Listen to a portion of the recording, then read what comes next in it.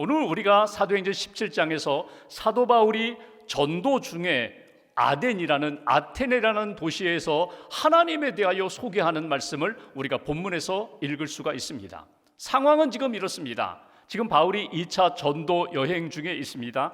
그가 빌립보에서 데살로니가에서 복음을 전하다가 어려움을 만나게 됩니다. 그래서 베레아로 피신하여 거기서도 복음을 전하고, 베레아에서도 핍박받자 그가 아덴으로 옮기게 됩니다. 아덴이라는 도시는 아테네입니다. 여러분, 아테네 하면 딱 떠오르는 그런 연상되는 일이 있죠. 거기에는 고대 올림픽이 열렸던 도시입니다. 그래서 사람들이 많이 모여요. 문화가 굉장히 수준 높은 도시입니다. 그런데 아테네 하면은 가장 대표적인 것이 철학의 도시예요. 지성인들이 많아요. 철학자들이 많아요. 그래서 나름대로 자부심을 가지고 살아가는 도시입니다.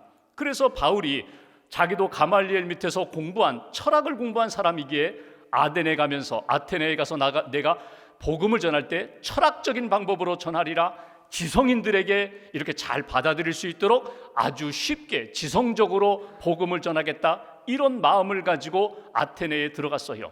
들어가 보니까 제일 먼저 눈에 띄는 것이 우상이 너무 많은 거예요. 당시 아테네 인구가 2만 명인데 우상은 신전에, 또 우상을 만들어서 세운 그 우상들이 3만여 개 되었다는 거예요. 깜짝 놀라게 됩니다. 그래서 16절 말씀 보면은 첫인상에 우상이 너무 많은 것으로 인하여 마음에 격분했다라고 그렇게 성경은 기록하고 있어요. 너무나 화가 났다는 것입니다. 실망했다는 거예요. 속상했다는 거예요. 왜 철학의 도시가, 지성인들이 있는 이 도시가 왜 미개인들처럼 왜 이렇게 우상이 많은가? 여러분 한번 생각해 보십시오. 한번 질문해 보세요. 왜 이 아테네에 이렇게 우상이 많았을까? 여러분, 이유는 딱 한 가지입니다. 만족이 없기 때문에 그렇습니다. 많은 우상들을 가지고 있는데 자기들이 믿고 의지하는 신이 있고, 신전에 가서 수없이 제사를 드리면서도, 제물을 드리면서도 만족이 없다는 거예요. 내 인생의 문제, 죽음의 문제에 대한 해답을 얻지 못했기 때문에 또 우상을 만들고, 또 신전을 만들고, 또 신을 세우고 섬기는 그런 일들이 아테네에 있었다는 것입니다. 이상한 것 더 추구하고, 특별한 것 추구하고, 또 새로운 것 추구하는 그런 상황 가운데 오늘 사도 바울이 회당에서, 시장에서, 그리고 지성인들과 대화하는 장면, 토론하는 장면이 오늘 본문에 나와요. 바울이 토론한 사람들 가운데 18절에 보면은 에피쿠로스 학파와 스토아 학파, 철학자들과 토론하는 모습이 오늘 성경에 등장합니다. 여러분, 이 철학자들은 당시 아테네를 주도하는 대표적인 그런 사상을 주도하는 철학자들이거든요. 여기 에피쿠로스 학파는 쾌락을 추구하는 사람들입니다. 처음부터 육신의 쾌락을 추구한 것 아니었어요. 정신적인 이 쾌락, 정신적인 즐거움, 나름대로 지성을 가지고 토론하면서 서로 깨달음에 대하여 지적인 즐거움을 추구하던 그들이 점점 육신적인 쾌락을 추구하는 사람들로 변질됐다는 거예요. 죽음에 대하여 잊어버려, 그거 해결하지 못할 것이면 다 잊어버려, 이렇게 하면서 쾌락을 조장하던 사람들. 스토아파들은요, 그 반대예요. 금욕주의자들이에요. 이들은 모든 것을 운명으로 받아들여, 죽음 피할 수 없다면 그것도 너의 운명으로 그냥 받아들이라는 사람들, 이런 사람들이 사상을 이끌어가던 그런 도시가 아테네 도시였어요. 이들을 향하여 사도 바울이 복음을 전합니다. 회당에서, 장터에서 철학자들과 대화를 나누면서 당신들이 인생의 문제, 죽음의 문제에 대하여 수없이 많은 질문을 던지고 생각하고 토론을 하는데 답이 있습니까? 답이 없다는 거예요. 문제 제기를 하는데 그 답을 얻지 못하는 그들을 향하여 사도 바울이 이렇게 얘기합니다. 예수가 답입니다. 예수의 부활이 죽음에 대한 하나님이 주신 답입니다. 해결책입니다. 듣도 보지 못했던 이야기예요. 이 새로운 가르침에 대하여 사람들이 바울에게 이야기합니다. 처음 듣는 이야기입니다. 새로운 가르침입니다. 우리가 그 이야기를 더 듣고 싶어요. 우리에게 이야기해 주세요. 그래서 21절부터 31절까지 쭉 전하는 내용이 오늘 사도 바울이 아테네에서 전한 복음 선포 전도의 내용입니다.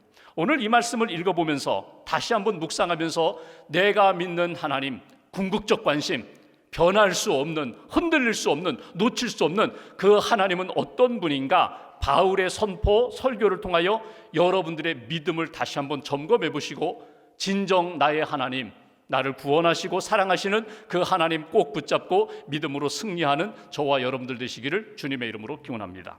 본문 23절 말씀 제가 먼저 봉독하겠습니다. 23절 제가 봉독합니다. 내가 두루 다니며 너희가 위하는 것들을 보다가 알지 못하는 신에게라고 새긴 단도 보았으니 그런즉 너희가 알지 못하고 위하는 그것을 내가 너희에게 알게 하리라. 오늘 바울이 아테네에 있는 사람들에게 하는 이야기예요. 너희들이 믿고 의지하는 수많은 신, 수많은 우상들을 보는데 그 중에 보니까 알지 못하는 신이라고 이름을 붙이고 섬기는 신전이 있고 우상이 있더라. 여러분, 이런 이야기입니다. 이름이 있어요. 믿고 의지하는 신의 이름이 있어요. 제단의 이름이 있어요. 신전, 우상의 이름이 있어요. 그런데 돌이켜보니까 우리 아테네에 질병이 돌았을 때, 전염병이 돌았을 때에 많은 사람이 죽을 때에 살아남은 사람이 있더라. 보호해 준 신이 있을 거야. 전쟁에 나갔어요. 많은 사람들이 피 흘려 죽었는데 살아남은 사람들이 있더라. 이 보호해주고 살려준 신이 있을 텐데 모르겠다. 그 이름을 모르겠다. 그런데 그 신을 무시할 수 없으니까 알지 못한 신이라고 이름을 붙여서 신전에서 제사 드리는 그런 모습을 바울이 보게 됐다는 거예요. 그러면서 바울이 이런 이야기를 합니다. 너희들이 믿고 의지하는 신과 우상은 헛된 것이다. 너희들이 진짜 믿고 의지해야 할 분이 있다. 24절 말씀 보실까요? 24절 한 절 함께 봉독합니다. 우주와 그 가운데 있는 만물을 지으신 하나님께서는 천지의 주제시니 손으로 지은 전에 계시지 아니하시고 너희들이 만든 신전 안에 계신 그런 신이 아니라 이 세상 우주 만물을 창조하신 하나님, 우리 인생을 지으신 하나님, 역사를 주관하시는 하나님, 주제 되시는 하나님, 주인 되시는 하나님, 신이 있다. 그분이 누군가? 창조주 하나님이라고 오늘 사도 바울이 그들에게 선포하는 내용을 우리가 보게 됩니다. 여기에서 우리가 첫 번째로 사도 바울이 아테네에서 복음을 전하며 소개했던 그 하나님에 대한 믿음을 우리가 다시 한번 확인하고자 해요. 우리가 믿는 하나님, 그분은 어떤 하나님인가? 하나님은 말씀으로 세상을 창조하신 하나님, 하나님은 천지를 창조하셨습니다. 우리 인생을 지으셨습니다. 이 세상을 창조하시고 내 인생을 지으신 창조주 하나님이라는 믿음의 고백이 우리 인생 신앙의 출발점이 된다는 거예요. 여러분, 성경 제일 처음에 나오는 창세기 1장 1절 말씀 기억하시죠? 태초에 하나님이 천지를 창조하시니라. 이게 성경 역사의 출발이고 인류 역사의 출발이고 내 신앙의 출발점이 된다는 거예요. 하나님이 창조하셨다는 거예요. 하나님이 시작하셨다는 거예요. 하나님이 말씀으로 만들어주셨고 우리 인생을 지어주셨다.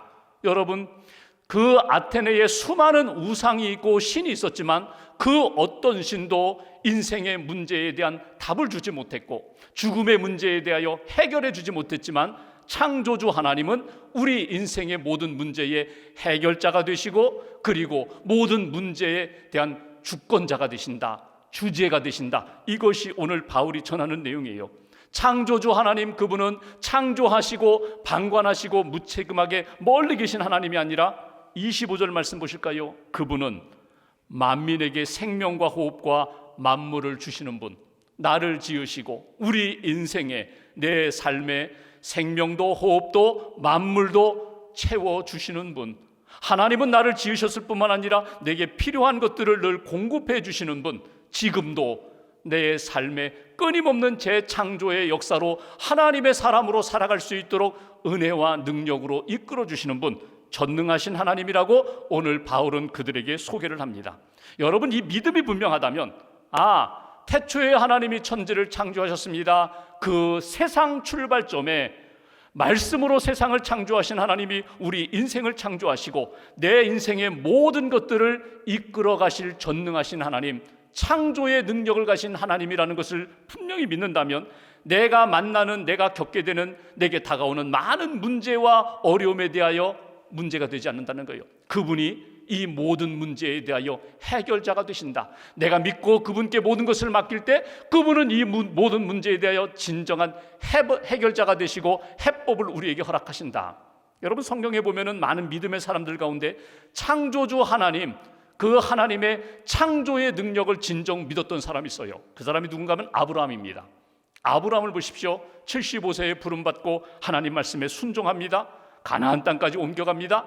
그리고 하나님이 약속하시죠. 내가 너에게 하늘의 별처럼 바다의 모래처럼 내가 자녀를 주리라. 그런데 나이가 들어서 99세가 됐는 데까지도 아들이 없었어요. 그런데 로마서 4장에 보면은 바울이 아브라함의 믿음이 창조주 하나님을 믿는 믿음이라고 하면서 이런 설명을 합니다. 아브라함은 바랄 수 없는 중에 바라는 믿음.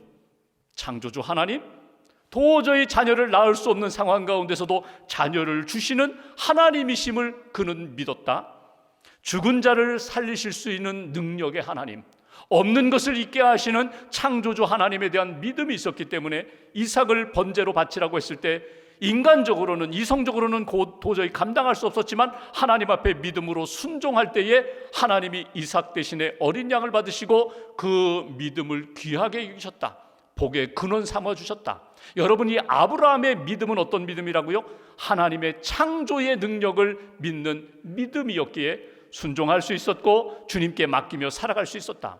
이스라엘의 역사를 보십시오. 이스라엘 백성들이 가장 크게 간직했던 믿음은요, 창세기 1장 1절에 나오는 하나님이 천지를 창조하셨다는 그 믿음이에요.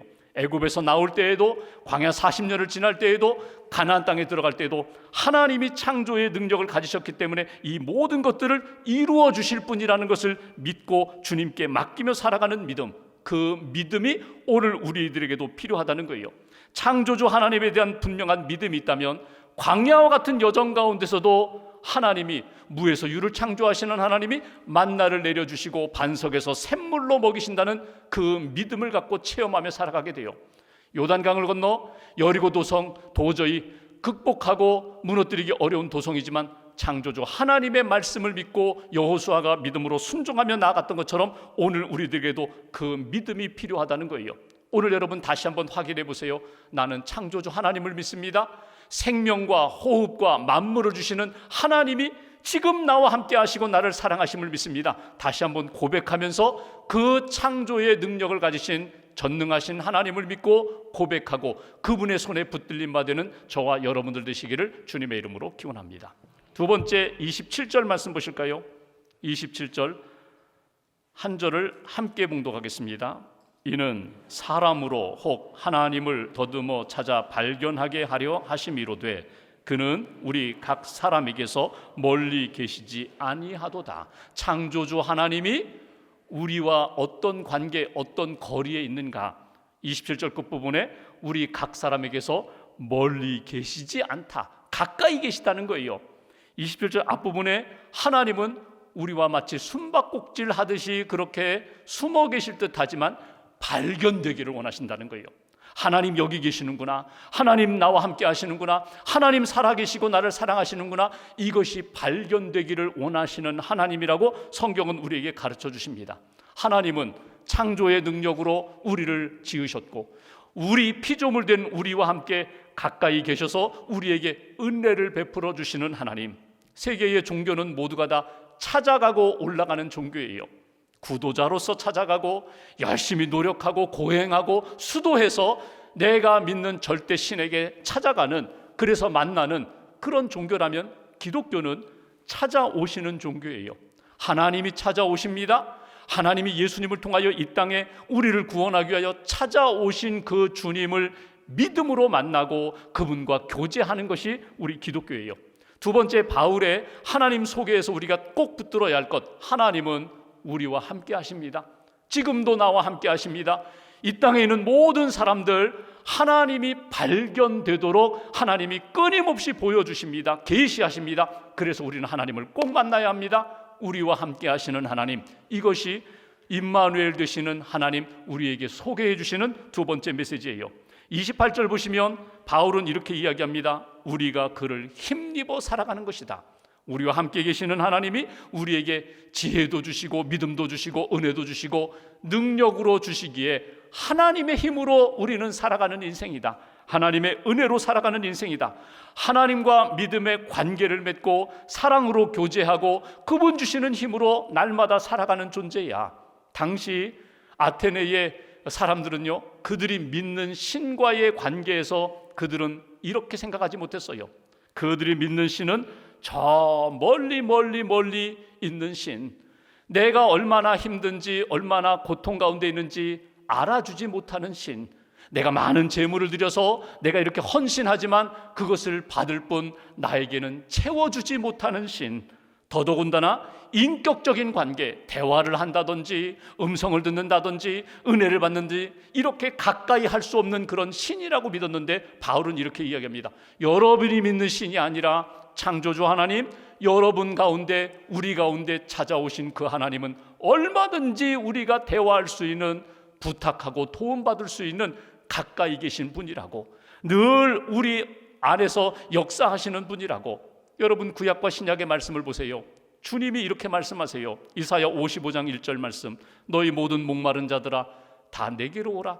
내가 너희에게 물과 포도주 젖을 주리라. 목마르지 않게 해주겠다고. 우리 가까이 계신 주님께 요청하면 우리를 채워주신다고. 영적인 갈증을 채워주신다고. 우리에게 필요한 것 채워주신다고. 마태복음 11장 28절 이하, 수고하고 무거운 짐진 자들 다 내게로 오라. 내가 너희를 쉬게 하리라. 안식을 주리라. 내 인생의 무거운 짐 나에게 맡기고 내가 너희에게 안겨주는 그 평강과 생명을 함께 메고 가자고. 나와 함께 멍에를 메고 가자고.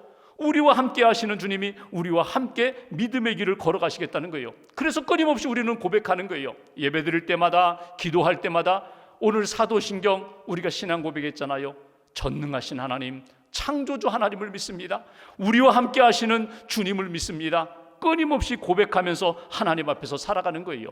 구약에 나오는, 신약에 나오는 모든 믿음의 사람들의 공통점이 있다면 살아계신 하나님을 믿었어요. 그분은 전능하시고 그분은 창조의 능력을 가지신 하나님이라고 믿었어요. 동시에 그분은 멀리 계신 하나님이 아니라 우리와 함께 하시는 하나님, 나를 붙들어 주시는 하나님. 모세가 여러분 하나님의 부름을 받을 때 80세거든요. 저 못합니다. 말도 못합니다. 나이가 많아 못합니다. 그때 하나님이 모세에게 하신 말씀이 뭐예요? 네가 손에 무엇을 쥐고 있느냐? 지팡이 쥐고 있습니다. 그래? 그렇다면 내가 너를 쥐고 있으면 되지. 내가 너와 함께 하면 되지. 내가 너를 붙들고 능력으로 도와주면 되지. 그 믿음 붙잡고 살아계신 하나님이 나와 함께 하신다. 그 믿음으로 모세가 사역했잖아요. 여러분, 이스라엘 백성들이 바벨론 포로로 끌려갑니다. 여기 젊은이들이 끌려갔어요. 다니엘과 세 친구가 끌려갔어요. 바벨론 느부갓네살 신상에 절을 하지 않았다는 이유 때문에 풀무불에 던져질 때에 세 명의 친구들의 신앙 고백 여러분 기억하시죠? 우리가 저 풀무불에 던져지면 반드시 하나님이 우리를 구해 주실 것이다. 만약 그리 아니하실지라도 나는 하나님 버리고 우상에게 절하지 않겠다. 풀무불에 던져졌을 때 세 명이 들어갔는데 넷이 돌았다고. 하나님이 그 풀무불 속에서도 지켜주시고 건져주셨다고. 다니엘이 기도했다는 이유 때문에 사자굴에 던져졌어요. 하나님이 여기 함께 계신다. 믿음으로 하나님을 의지했더니 사자의 입을 막으시고 오히려 살아계신 하나님을 증거하는 역사로 나타나잖아요.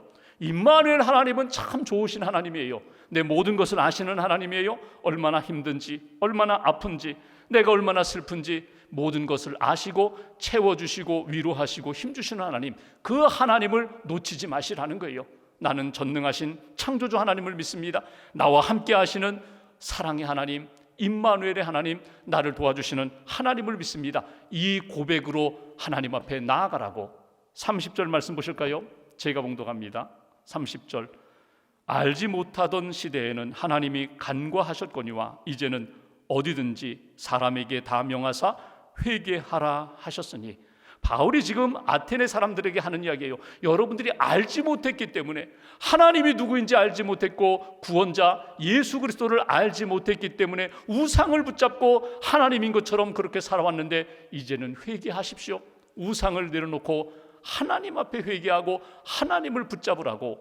31절 같이 봉독합니다. 이는 정하신 사람으로 하여금 천하를 공의로 심판할 날을 작정하시고 이에 그를 죽은 자 가운데서 다시 살리신 것으로 모든 사람에게 믿을 만한 증거를 주셨음이니라 하니라. 아멘.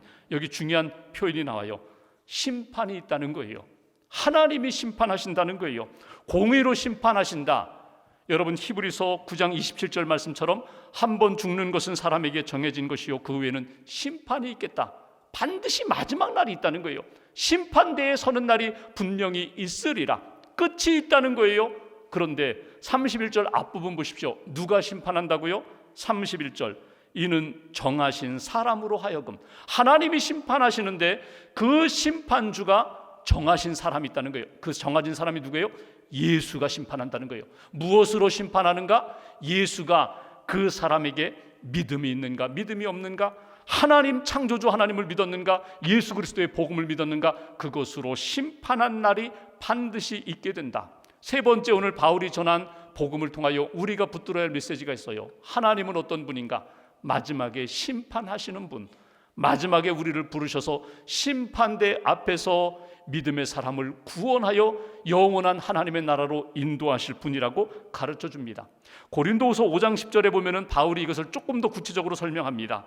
이는 우리가 다 반드시 그리스도의 심판대 앞에 나타나게 되어 각각 선악간에 그의 몸으로 행한 대로 심판하리라. 여기 선악으로 심판한다는 것은 선을 행했느냐, 어떤 행동으로 어떤 삶을 살았느냐, 도덕적인 선함으로 심판하는 것이 아니라 믿음이 있느냐, 예수 그리스도를 나의 구주로 영접했느냐, 그 믿음으로 예수 그리스도가 심판하실 것이다. 그러니까 오늘 마지막이 있다는 것을 믿고 예수가 나의 구원자이심을 믿고 하나님 앞에 심판대에서 구원받은 백성이 될 수 있도록 믿음으로 준비하고 하나님의 백성으로 살아가는 인생이 되어야 한다. 여러분, 반드시 죽음이 있어요.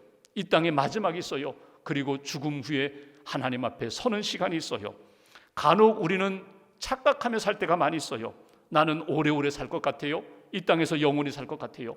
내 옆에 있는 사람의 죽음은 생각하는데 나의 죽음은 생각하지 못해요. 그래서 10년, 20년, 30년 이 땅에서 영원히 살 것처럼 계획하며 살아가는데 아닙니다.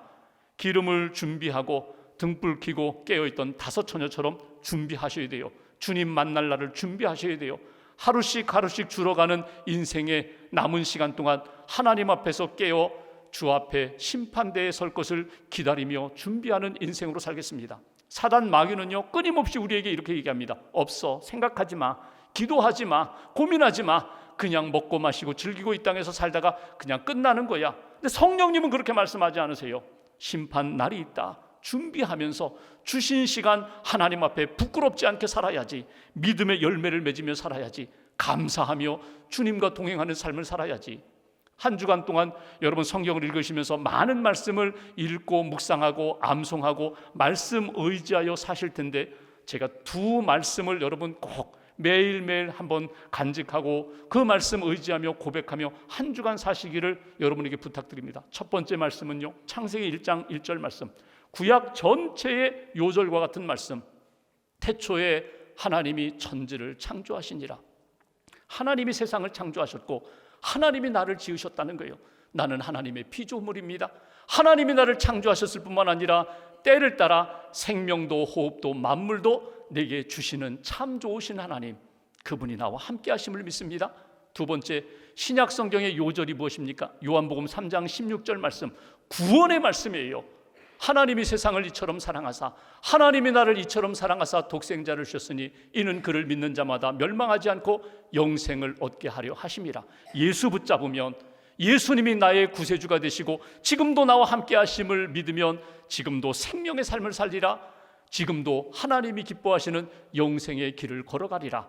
여러분 꼭 간직하시고 한 주간 동안 창조주 하나님을 믿습니다. 나와 함께 하시고 나를 사랑하시는 하나님을 믿습니다.